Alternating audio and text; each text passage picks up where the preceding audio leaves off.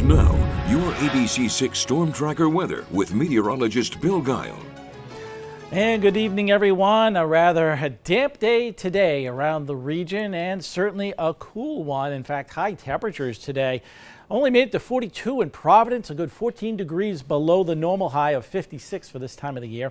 The best spot to be was along the south coast. You're being influenced down there by the ocean water temperatures being somewhat milder than the interior counterparts. And look at Worcester, only made it to 37 degrees. And here's what was playing out through the course of the early morning hours. We had a band of light rain come on through, and a couple of waves moved on across the region. And in fact, I'm going to stop this right about 8 o'clock this morning, between 7:55 and 8:20 this morning. See this area blue showing up amidst the pinks? We'll focus in on this for you.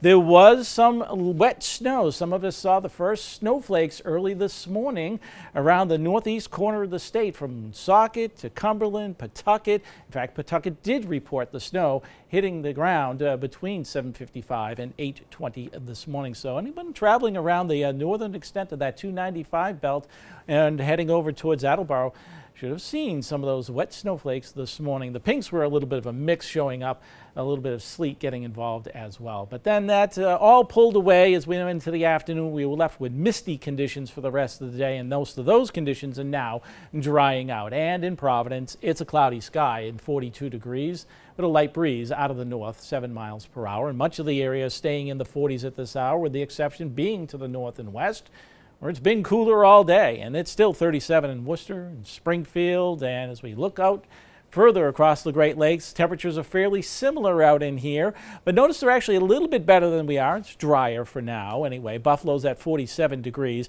50s show up through the Ohio Valley, and that's what we're going to be seeing feeding into the region for tomorrow.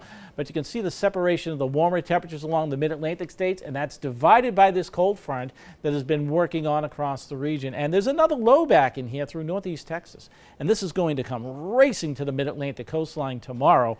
So that we're not going to clear out totally as this system departs overnight tonight. There'll be some breaks in the clouds, but not clearing by any means as this next wave comes down across Virginia. It'll move off the mid-Atlantic coastline. It'll get close enough to throw clouds at us for tomorrow, but not any rain. We're going to stay dry, and the temperatures as a result will get into the low 50s.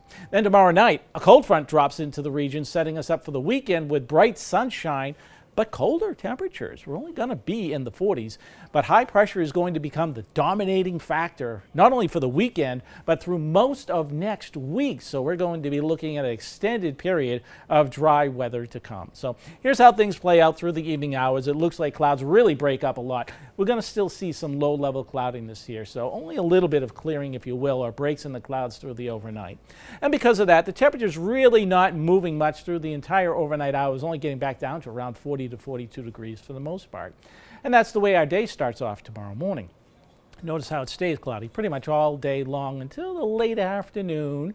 We'll have highs in the low 50s, and we'll look off to the west, and there'll be some clearing starting to show up through the Connecticut River Valley. So I'm hopeful we see some breaks in the clouds by sundown, around 4:30 to 5 o'clock tomorrow, so that we get a nice little sunset.